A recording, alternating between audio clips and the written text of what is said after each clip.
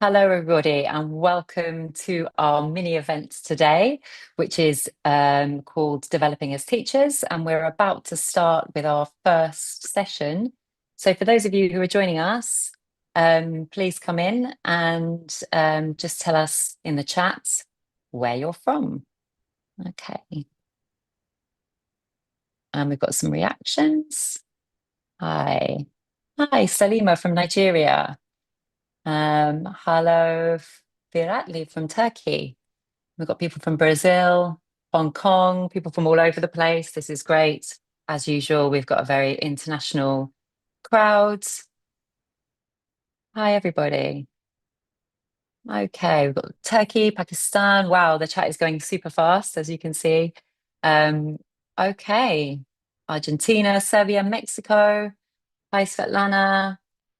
Hello, Joao from Brazil. Okay, this is fantastic. We've got people from everywhere.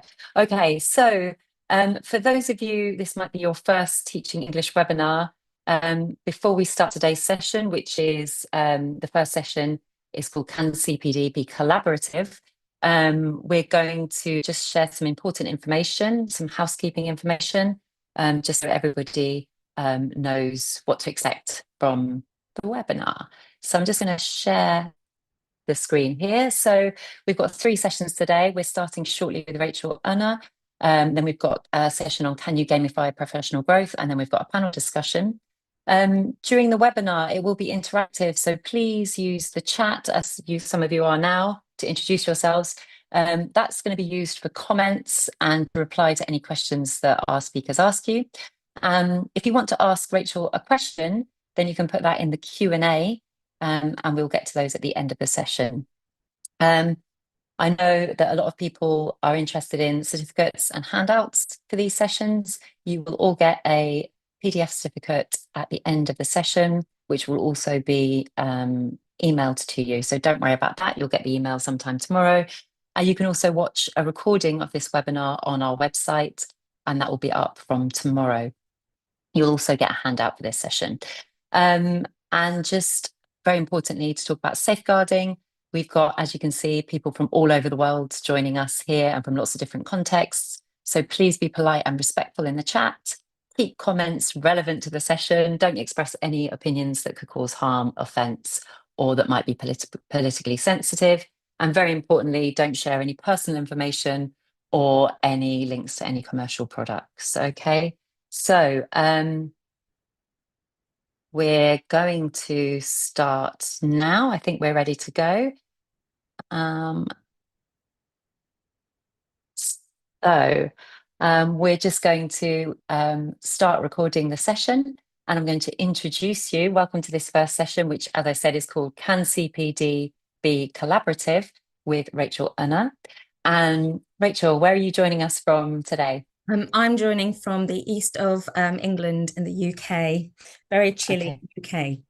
I can imagine. I can imagine. Okay, well, it's great to have you here. Thank you. So before we start, before I hand over to you, I'm just going to introduce you and tell the audience a little bit about you.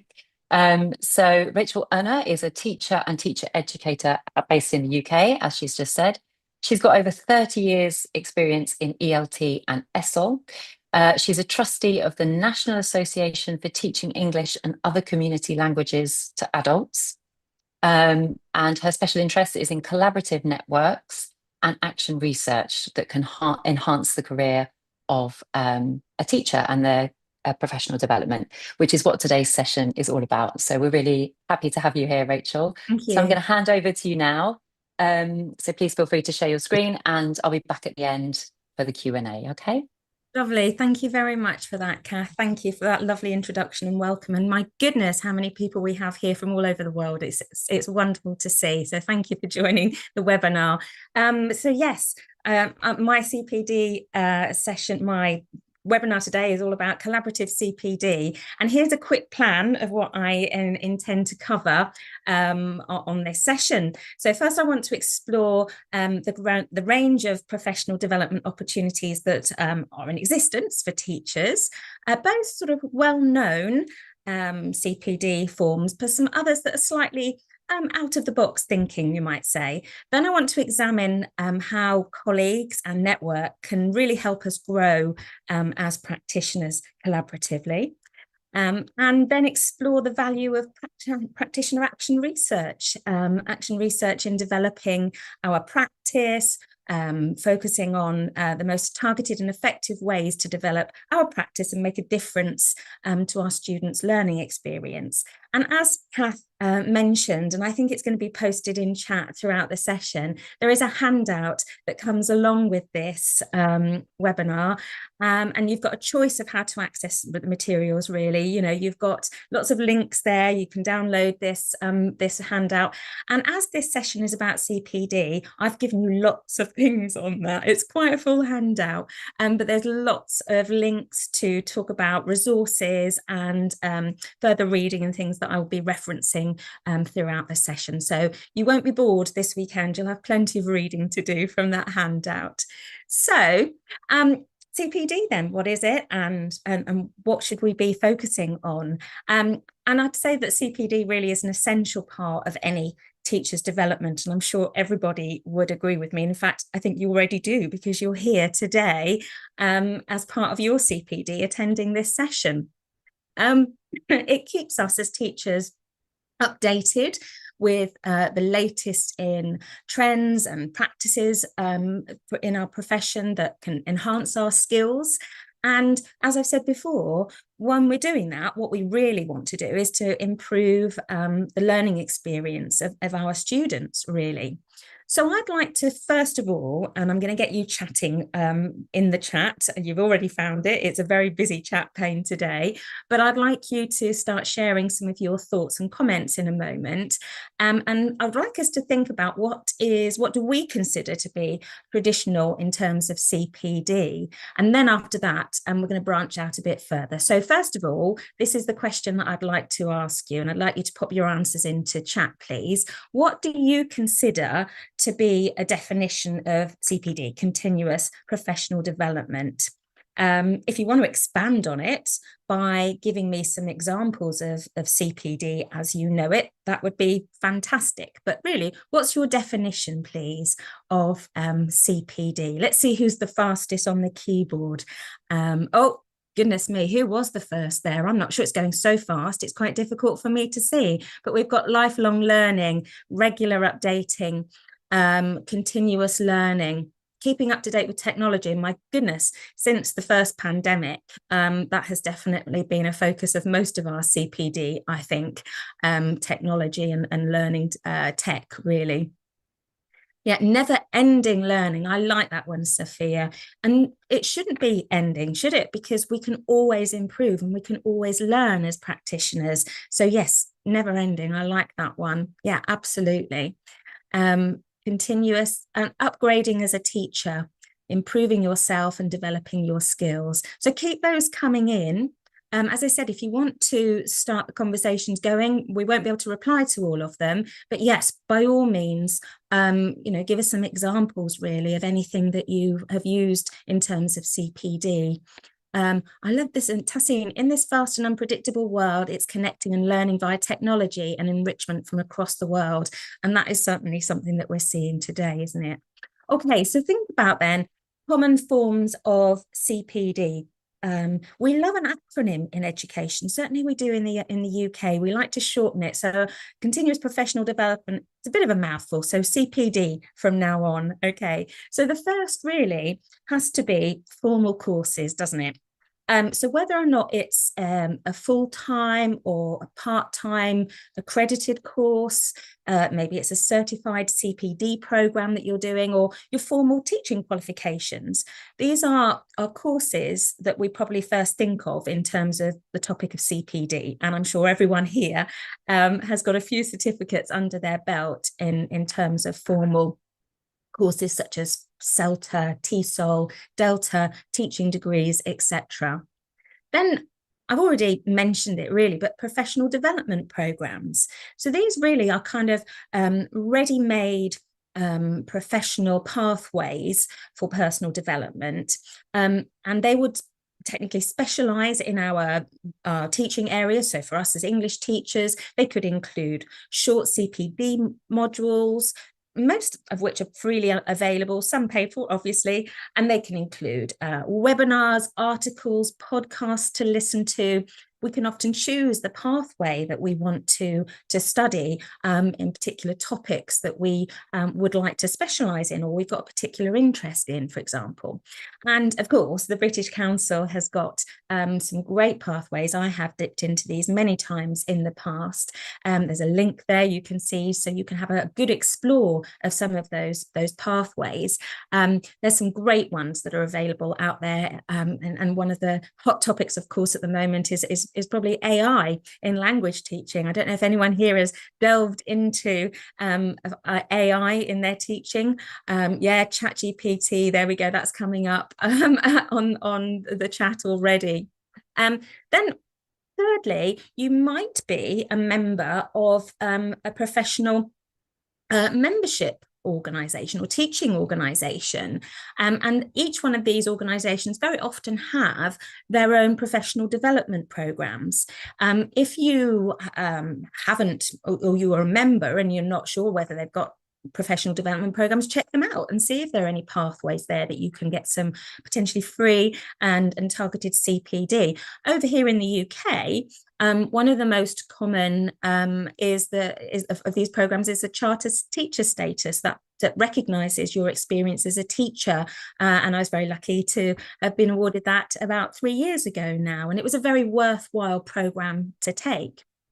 And then just thinking about the last kind of more common forms of CPD, here we go for an acronym for you. A MOOC stands for a massive open online course, of course, if you didn't know what a MOOC stood for.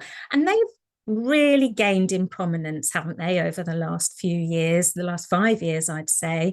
And the range of topics that you can do on these massive online courses is vast, really, and they're flexible and they're usually interesting, very accessible, really. And if you are thinking of doing one of these, I'm sure, again, in your countries, you've got your own companies offering MOOCs, but some of the best that I know, certainly Open Learn from the Open University and Future Learn over here in the UK, are very worthwhile and have targeted ones on teaching English language.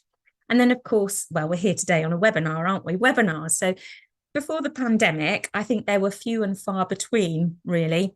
They were probably done by companies and a few specialists, really. And, they were not really very well attended. But since pandemic, well, my goodness, I'm sure we've all been to many, many webinars in the last few years. And in fact, I'd say they've become a necessary integral part of a teacher's professional life. In fact, there's probably so many of them about at the moment. I don't get a chance to go to all of them, but there are many that I'd like to. And then my last one really is professional reading, I suppose. It's an essential part of our roles. And this can include books, journals, articles online, or your professional membership again might have their own publication. And it's important to think that actually reading is CPD. It isn't just, it isn't just courses. CPD can be writing down to your employers on your records, however you have to record it, that you spent X number of hours reading, and then you can share the learning from your reading. So I'm sure from us here today that we have taken one or more of these forms of CPD, from courses down to reading. So I suppose, my next question to you in chat would be, which ones have you used? Let's hear from you. Of those typical, I'm sure it would all be courses, but what have you done in terms? Most of them, says Guadalupe, she's straight off there. MOOC, says Denise, so she's done some. Yes, Coursera, that's another great one, isn't it? I really like that one too. Webinars, many mentions of webinars on there. MOOCs, there we go. Do you know what? You have to have really good reading skills to keep up with chat, don't you? It moves incredibly fast. But some fantastic comments in there. Conferences, of course. Yes, it's not on my list, is it? But conferences are indeed CPD. Yeah, absolutely. Oh, brilliant. I'm enjoying reading this, so keep that coming in. But what I'd like to do, British Council webinars, thank you, Denise. Of course, somebody had to say it. Thank you. I'm glad you did. And there's some fab ones out there, aren't there? So let's think a little bit now outside of the box of what we might call traditional, shall we? And my first one on this list is to become a certified educator. Now, some of you might know already what that means, and some of you might have already started on one of these programs. But if I was to say that they're mostly technology, digital-based programs generally, and the types of organizations that offer these would be Microsoft, Google, Kahoot. There you go. We all love a good Kahoot quiz, don't we? Or Apple Teacher, in fact. And these are probably less traditional forms of CPD, but in my experience, they tend to be very, very worthwhile. And you can choose a pathway again, and they are topics that you can do on the job. So you can give evidence of what you're doing in your day-to-day work, or maybe even what your team is doing, and you can present these and submit them to a kind of portfolio, I guess, of evidence that you will submit to the likes of one of these organizations, and they will match it and see whether or not you are to the standard, and you would be able to promote their products as well, and their services. But it isn't just all commercial. There's actually very, very practical tools and things that you can learn by them. And yeah, I think you can design original teaching and learning resources, and you can upload them to these platforms and be willing to let others use them. I think that's a very key part of becoming a certified educator, that you are willing to be collaborative and you are willing to pass on your knowledge and your resources to other learners. And that's really a selfless gesture, isn't it? And one that many, many teachers can benefit from, and truly collaborative. Well, gosh, I'm trying to keep an eye on chat as well, because I'm just really interested in all of the things that you're talking. Yes, I think Canva also has one of these programs. Yeah. Some more ideas that might be a little bit out of the box that we don't think of maybe as CPD. Well, what about videos? Yeah, well, you know, reading is CPD. So why is watching a video, making notes of it, acting on some of the things that you've learned from a video, surely that's CPD as well? Of course it is.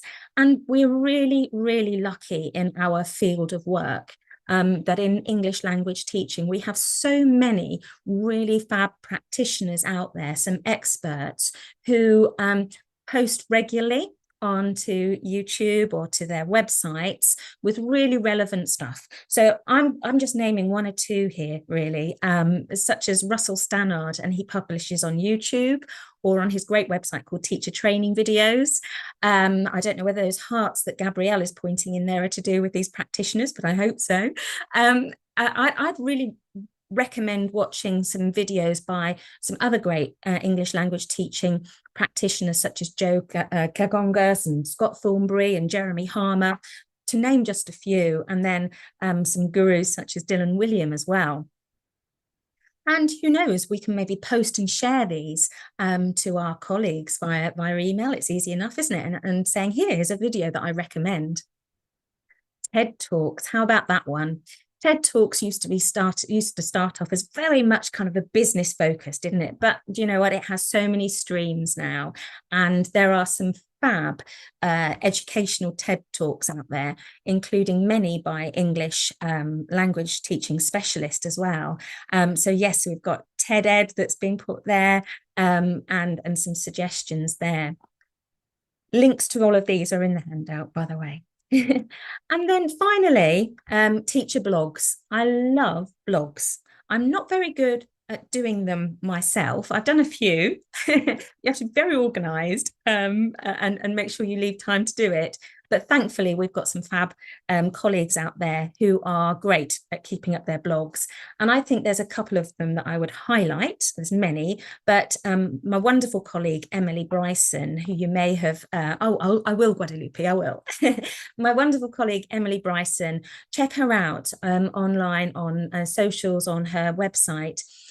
She's a great English language professional who's published, and she has focused very much on graphic facilitation in the last few years. And if you thought you couldn't draw, you will change your mind once you've done some sessions with Emily. And then, of course, we've got Mark Treverton, who's got some great ideas as well about your classrooms with, I found some real twists on kind of classic activities and thinking about them in a different way. Oh, brilliant. Yes. So Melissa's saying we're going to meet Emily in February. Oh, I'm going to sign up for that one. Absolutely. So clear blogs can come along with great, targeted, I keep using that word, but targeted topics. And again, somebody's taken their time to write them and share them. So we've started really sort of thinking about working together and learning from others. So we're already talking collaboratively here with this one, but I want to delve in a little bit deeper and start to consider how CPD can be even more collaborative, truly collaborative CPD. But first, a question for you. Whilst we've talked about traditional and formal forms of CPD, and we've certainly said they're very valuable, I'd like you to think about a question to do with those. We like MOOCs, many of us do them, but what do we think we're missing out on when we're doing a MOOC or we're reading an article? Okay, there's a question for you. Pop into chat, please. What are we missing out on by doing a MOOC or doing or reading an article? Okay, you are so fast on that chat, aren't you? You're so fast. So we've got interaction, collaboration, exchange, live interaction, real life experiences, sharing, exchanging ideas with someone, with others. Absolutely. Yeah, absolutely. Of course, we can cascade our knowledge, we can share afterwards, but it's not immediately collaborative, is it? Really, that's one difference there. A couple of people have got application in there as well. And some of us find it quite hard. It depends on your learning preferences as well. To learn in that way can be quite isolating, can be quite difficult. But yes, I think the chance to share, the chance to network, and be able to immediately see the relevance of something, get enthusiastic, make a note of it, take copies, whatever, and say, I'm going to put that into practice tomorrow, is really good. And you know it works because somebody's told you, and somebody can evidence it straight away. Yeah, feedback, that's another one that's there, and creativity as well that people are mentioning, peer learning. I like it. Lovely. Thank you. Okay. So next question for you. What professional teaching networks are you involved in? I mentioned that I am involved in a few to do with teaching English, ESOL, to teaching neurodiversity, lots of different things that I'm involved in, and I gain from all of them. But what are you involved in? Do you have any teaching network that's relevant to your country or international? So let's see what you're saying. So British Council, of course, is mentioned a lot there. That's brilliant. Okay. CELTA and the courses that you're doing there. TESOL, SPELT, isn't it? That's a great organization, isn't it? Yes. Yeah. Brilliant. I don't know all of these. I'm imagining that some of them are relevant to your countries. Lesla, Natekla, yes, Catriona, yes, well done. And Nala, of course, showing my bias there. Natekla's been mentioned, well done. Okay. EDX teams, yes, of course. Brilliant. TESOL. So, okay, so a lot of you, Ministry of Education from your countries, you are involved then already in quite a few. Some of you are saying none. And some of you are saying that you'd like to be. So, okay. So let's think about professional teaching networks then. And I'm just going to show you a few just to give you a bit of an idea. So I'm really proud to be a member of two UK-based ones for specifically for English language teaching. Okay. And the first is NATECLA, which you already mentioned. And many of you will know the second, which is IATEFL, which is more international. And I gain a lot from from both of those organizations. Collaboratively, there are special interest groups, there are forums, there are conferences, there are online meets, teach meets, etc. And I have never actually come away from one of those thinking, I've not learned anything there. That was a waste of time. That's never happened. I've always come away thinking, I've gained so much knowledge and so many ideas from that. Either if I can't use it, I know somebody who can and I'll pass it on. But generally, I've been able to use the information there. Then I'm also a member of sort of overarching organisation or targeted to things such as technology with CMALT there, which is all about educational technology. And the Society of Education. So in my country, further education is represented by this organisation that helps us develop our professional membership, our professional formation in terms of quality, and provides us lots of opportunities. So I'm a member of all of those organisations. What's your local teaching association? Some of you have mentioned them already. Do you have one? Do you attend it? Do you volunteer maybe in some capacity as a committee member or a special interest group? So we've got Niall Teasel, absolutely. So we haven't mentioned Niall, have we, here at all today? So Niall is another great English teaching organisation for professional development and networking too. So we've got Asia TEFL, okay. Team Association, we've got the BBC, Spelt, yes.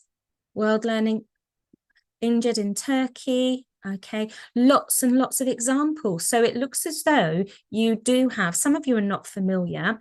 I'll just signpost you to this, and it's also on the handout, that you have got a list, a really good comprehensive list of networks for the various areas of the world, and each country who has got a teaching organisation is mentioned in that fabulous list. So if you weren't familiar, you don't know whether your country has got one, go to that, check it out and find out, does my country, does my area of the world have a teaching organisation that I can join, and check them out, because you will find like-minded professionals, like-minded teachers, and lots of sharing collaborative opportunities there. Then let's delve even deeper, shall we, and think about how we can truly work together to share.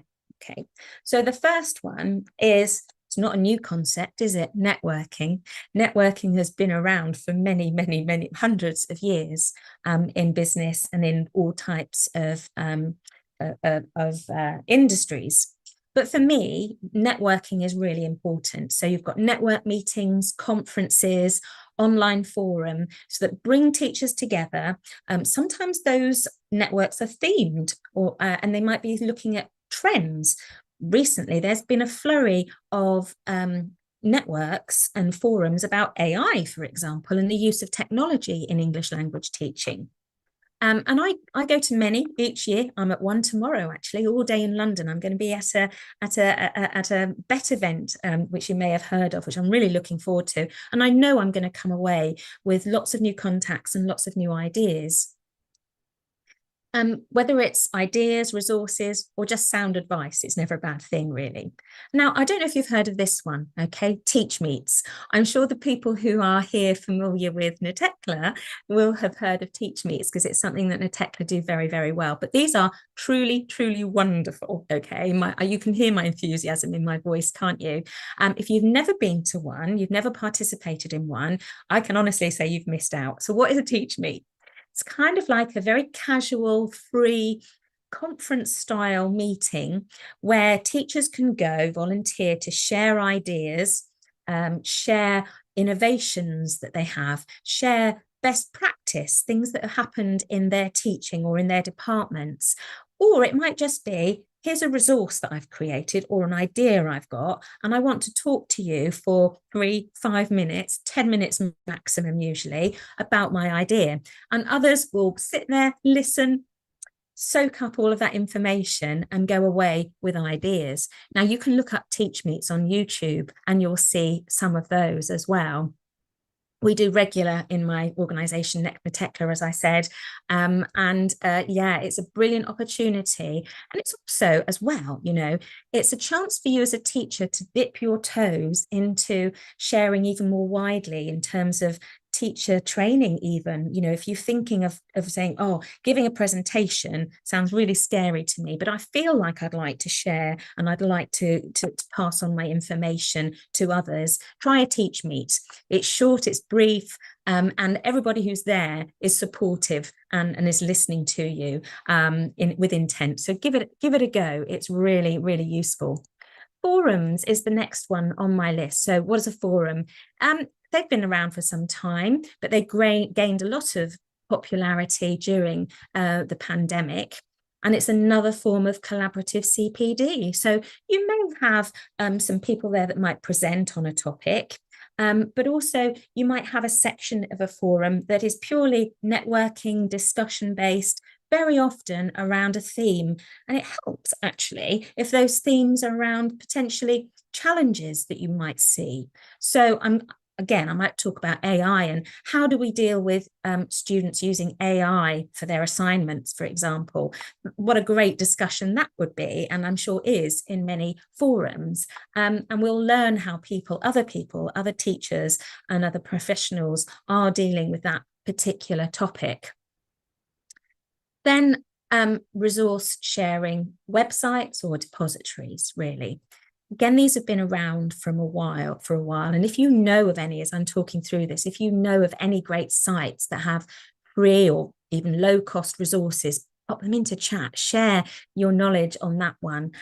We already know that the British Council have lots and lots out there, but there's actually quite a few resources that you can go on and share your resources freely. I know in the UK, we've got some great ones. And I think I've got 3 here that I would like to mention that I have used regularly in my teaching.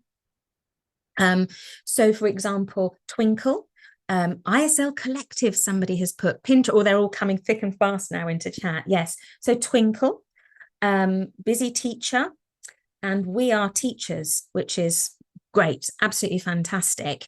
And we've got Skills Workshop also in the UK. So practitioners write something, they sense check them, and then they will post these resources onto this website, and they're free for you to download. I mean, how wonderful is that, really, that people are prepared to share their resources, and yeah, we can download them at our will. It's brilliant, isn't it? Absolutely. Liveworksheets.com, somebody's put in there as well. I like that too. Yes, someone has said Busy Teacher is very easy to use. Honey, I agree. It absolutely is. Yes. Twinkle is amazing. Yes. Wordwall. Well, digital sharing has really obviously taken off, and I would put Wordwall way up on my list of preferences for that. So thank you for mentioning them. So many people have, put their digital resources onto there. Yes, Skills Workshop, sorry, that's the last one there that I didn't click, which is also very, very useful, especially if you work in the UK, because it's mapped to UK qualifications. So that's very much about, sharing resources, sharing ideas, and chatting about issues that you might have, for example. So let's think about how we can keep up the collaboration, but we can target the collaboration. We can make it work for us on a much more personal level even, okay? And the first one on my list is peer observations. Now, we can all learn from each other. Fact, okay? In fact, we are learning from each other now just by reading that chat and making a note of other people's ideas. And I have learned actually so much from watching my peers teach deliver training, any type of teaching, learning, or assessment. And I think that a program of peer observations is very, very useful. If not, we mustn't think of it as just managers do observations and that's there to tell us whether we're doing a good job or not. I think we need to rethink observations and think of them as an opportunity to learn from other professionals, really. Performance monitoring is often interpreted as punitive, isn't it? And linked potentially to salary or career advancement. That's what I was kind of like thinking of really when I was talking about it being, very official. And quality is, of course, is very important. But quality grows with knowledge and competency. Our competency as teachers is really learnt from on-the-job experience and observation of these good teaching learning practices. So I'd encourage any organization to make time to look at timetabling and see if you can fit in some opportunities for staff to observe others, really. The next one on that is meeting and standardization activities, and kind of linked to quality control, quality assurance within your organizations. And that's a way that we make sure that quality is consistent throughout our departments as well, isn't it? But how can we kind of ensure that not only this focuses on areas for improvement? Okay, we've noticed a trend here in our classes that teachers are doing such and such and such, and they need to improve. Okay, I've heard that a few times. I've seen it written in reports. But how can we make sure that those activities actually focus on the good that's happening, on those things that need sharing, and telling, exactly what, is going on that's good practice, really. So let's think about this. Let's think about running meetings maybe slightly differently, bringing teams together, giving a really clear sense of direction and empowering our staff by getting them to notice all the good stuff that's going on in classes and sharing. Coaching and mentoring is the last one on this list of how to work together for growth. And it might not seem an obvious CPD choice, actually, but we can, of course, learn from those who are mentoring us or from those that are coaching us.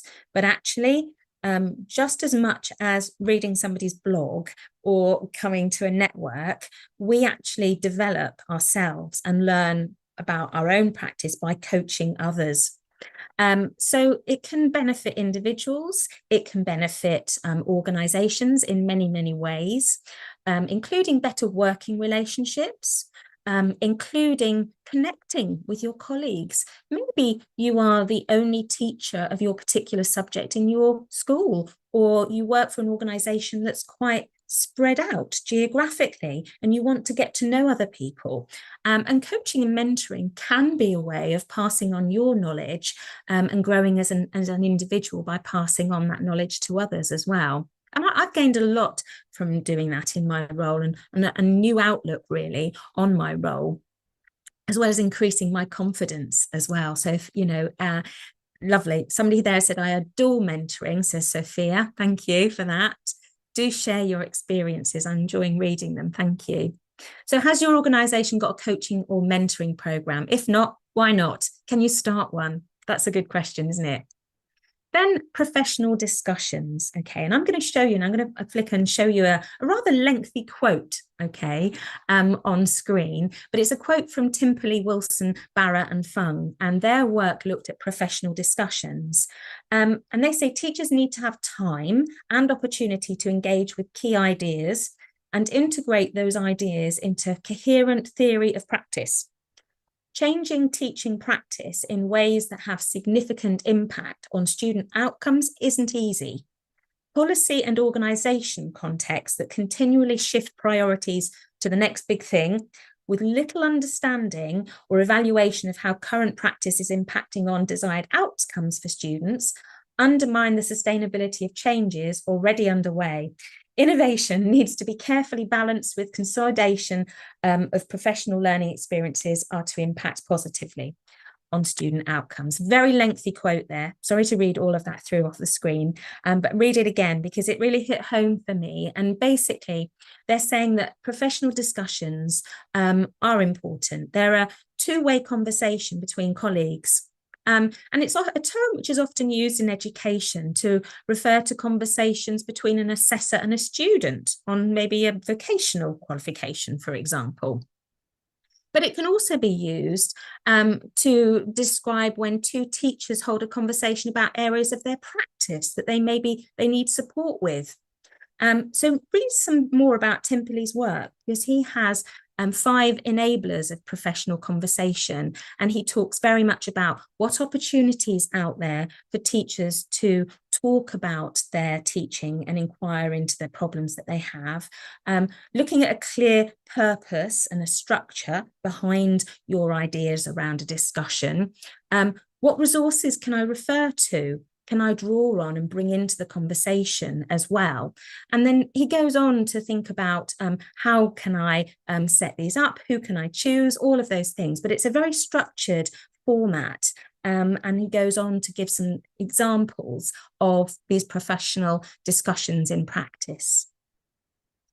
Okay, so I've got about 10 minutes left, and I'm going to talk to you about one of my most favourite areas of CPD, which is totally collaborative, and that's action research. So last question for you, and last time I'm going to ask you to use chat.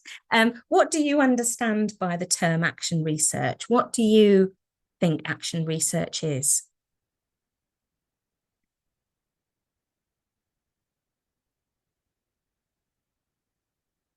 Okay, knowing by doing, research on your own practice, observing problems, coming up with solution. Okay, you think it's effective and practical, solving classroom problems. Yeah. Identifying the problem and researching it, observing practices. Lots of ideas here, slightly different definitions that you're giving, but actually I agree with all of them, to be honest with you. Keep them coming in. So action research, sometimes called practitioner action research. There's lots of different titles for it, really. It's very different from academic research. And academic research is usually often done by an expert, isn't it, really? But the goal of it really is to improve teaching and learning. And we want to improve teaching and learning by professional and organisational development. You're right. So what you said in chat is right, that we very often start and think about it from a problem or an area that needs improving. But do you know what? It could just be a little idea or a curiosity that you've got. That you want to do some, research around a recent trend. Has AI actually made a difference? Has it made a difference to teachers' lives? Has it made a difference to learning? Has it affected how learners work? That isn't something that is listed as an organisational need at the moment, but I want to know about it, and I'm sure others do. So the process very much is about teachers carrying out the research rather than someone independent coming in, an expert coming in to do this. And they can use a variety of methods to research and understand problems and then find solutions in real time, really. So, the practitioner actually works as the researcher and the practitioner teacher at the same time. Then reflection. Reflection is important for teachers, isn't it? But it's a really vital part of action research because action research encourages teachers to be reflective on their practice and their subsequent performance of their students as well. We want to know, how are they going to improve? How can we see it? How can we monitor it? How can we measure it? And then learning. The knowledge that we gain through action research is usually applied to the practitioners, to the teacher's own practice, their own teaching and learning, or shared immediately with your peers, your team members, who will be able to use the learning as well and see how it impacts their teaching. And then impact, really. It can empower you as a teacher, okay? It's taking you out of the routine of what you're doing. It's given you the opportunity to branch out into something new, to find solutions to your problems or solve a curiosity. It empowers you really to make a difference to your own practice, to that of your colleagues, and as I said, ultimately of your learners. So it's about practitioners investigating, evaluating their own work, improving practice, generating knowledge and passing it on. It links very well to Tim Pulley's professional discussions too, because we need to have those professional discussions as part of our action research to make sure that we're all following the same pathway and that we're still following the original goal of what we wanted to actually solve or investigate. Now, for 3 years, I was very fortunate enough to play a role in some national English action research projects that were funded by the UK government, by the Education Department. And the 3rd year of that actually focused really clearly on English and ESOL teaching. And some of the reports, some of the action research is available online for you to read. And I've put the links into the handout that you will be getting. And some of those projects, so one of them here was done by the City of Bristol College, and this one was looking at learning apps, okay, such as your Kahoots or at that time Flip, unfortunately no longer with us, but it was looking at how can it really enhance the classroom experience for ESOL learners. And it wasn't just about, did it make my class a bit more entertaining by putting a Kahoot quiz in there? It was also looking at what was the benefit of it? How could I use it to increase learning, to make links to previous learning, to progress my learners' journeys? It was very effective. And yeah, it looked also at how to use these tools outside of the classroom as well. So the second one there was High Oldham College, and this was about supporting ESOL, which stands for English for Speakers of Other Languages. Sorry, I haven't mentioned that acronym, about how to support them on vocational programs. So a lot of English students that come to England, whose English is not their first language, need to study English and another qualification at the same time. And this one really helped the teachers understand how their learners could be more confident in carrying out their vocational courses. And then the third one, which I think is definitely worth a read, is improving writing for ESOL students who are stuck at entry level 3. Now, we have 5 levels in England. I don't need to go through them at the moment, but it's kind of like a lower intermediate level, really. And many learners kind of plateau and get stuck at that level and find it hard to progress, especially in their writing. And this was a problem that the teachers at this college had repeatedly year after year. And so they really wanted to delve into that a bit more and find out why it was a problem. Fascinating 3 very different research projects, each of them with a lot of value and showed impact as well. So it's really worth reading. And whilst these are really worthwhile projects, of course, I want to mention that they were government funded, and it did allow a lot of these teachers time off to do this. But, you know, the important thing is action research doesn't have to come along with a lot of money. Okay, it doesn't have to be funded. Anyone can do it. There's lots of examples of free action research out there that you can do. And just have a chat with your colleagues and say, let's try and do a project this year. And let's try and think about have we all got a problem in common? Have we all got an issue that we share, that we see in the classes? Do you think we could work collaboratively to try and work out why it's happening? How can we overcome this problem? And it'll only take 2 or 3 of you, maybe even 2 of you, to work on it, and then share those learnings with everybody else. Okay. Last couple of messages, really. It's a good example to mix it up. Gosh, that image there starts to make me feel hungry, actually. But just like making a cake, we make cakes with all sorts of different ingredients, and we come out with lots of different recipes and different tastes of cakes. So we want our CPD to be, yes, hungry. So we want our CPD to be varied. We want it to be exciting, try new flavors, try new recipes. So think about that. Some of the things that I've mentioned today around CPD, can you make a new cake, a new CPD cake, and try out some of these new ingredients? And CPD, it's important, all right? We know that. We started off by saying it's important. But we want to think about not only it's important, it can be satisfying to do it, but it also has one final big impact on our profession, and that is on teacher retention. So we know as a teacher that CPD is an investment, okay, in time and very often in money, but it definitely makes us better teachers if the CPD is right for us and it addresses a real need or desire that we have. I recently read an article by a UK further education colleague, Dr. Marcin Lewandowski, and he talked about this topic in particular. And he actually said here that in surveys and studies, it found that 52% of teachers who left further education said that if they had received better progression, better qualified, appropriate training opportunities, they might have been encouraged to stay in their profession. And that's a big number, isn't it? 52 people of profession leaving because they don't feel that they're getting enough of that lifelong learning that we've been talking about since the beginning. Have a read of that article. I put a link to it on the handout, really. And he looks about at CPD as very much a holistic process.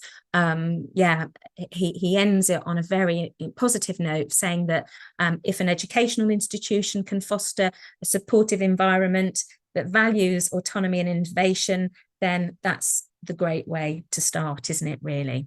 I couldn't agree more. So what do we do now? What do you do now?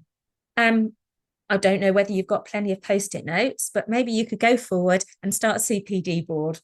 Start planning your CPD. Think about, okay, one or two ideas that Rachel mentioned, I'm going to try them.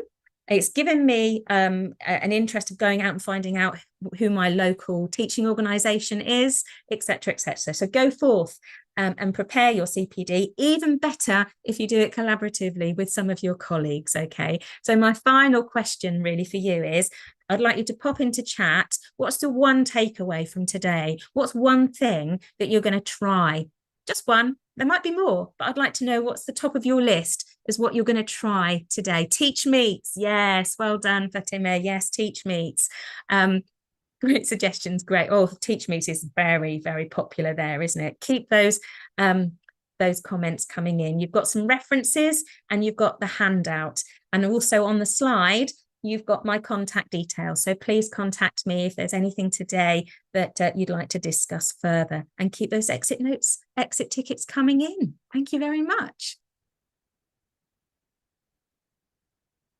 Great. Thank you so much, Rachel, for that session and all those great ideas. We've had so much interest and so many people in the session and so many comments in the chat, and we've got a lot of questions too.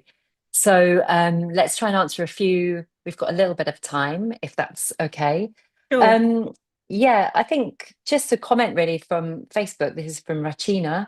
Rachina, I hope I'm pronouncing that correctly, on Facebook.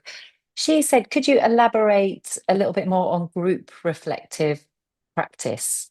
Right. So could you just explain briefly how would that work if you had a group of teachers? How would you set that up? So one of the things that I think is really good is kind of like collaborative group reflective practice. And it's a bit like a reading circle. If anyone's familiar with a reading circle where you all have a particular role, you can do that with reflection as well. So you could maybe have a teacher who would look for, you'd all read about or you'd all think about something that you've done in your practice.